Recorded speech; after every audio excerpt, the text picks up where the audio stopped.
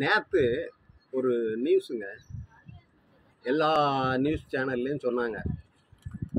அண்ணா நகரில் ராட்சச மரம் விழுந்து சொகுசு கார் பலத்த சேதம். இதுதாங்க நியூஸு.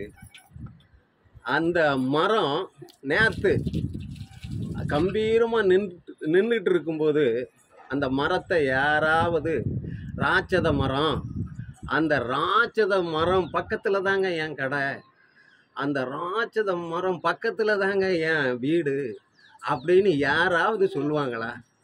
ஆனால் இன்னைக்கு விழுந்ததும் அதை ராட்சத மரம் அப்படின்னு எல்லா டிவிலையும் சொல்கிறாங்க. அது எப்படிங்க அது?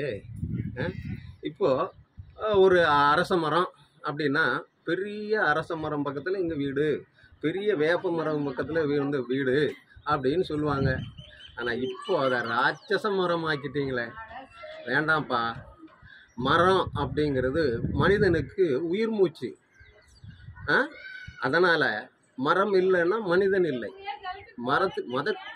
அந்த மரத்தின் மேலே நம்ம அன்பாக இருக்கணும். அந்த அன்பை தான் இந்த டிவி சேனல்கள்லாம் தூவணும். ஆனால் நீங்கள் ராட்சச மரம் அப்படின்னு சொல்லி அசிங்கமாக நியூஸ் போடுறீங்க.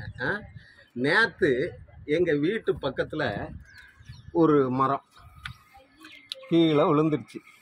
நாங்கள் அவ்வளவு தண்ணிக்குள்ளே இறங்கி அதை தூக்கி அதை நிறுத்தி 2 கட்டையை கொடுத்து உயிர் காக்கிறதுக்கு பண்ணி வச்சிருக்கோம். புரியுதா? காரணம் மரத்தில் மேலே உள்ள அன்பு.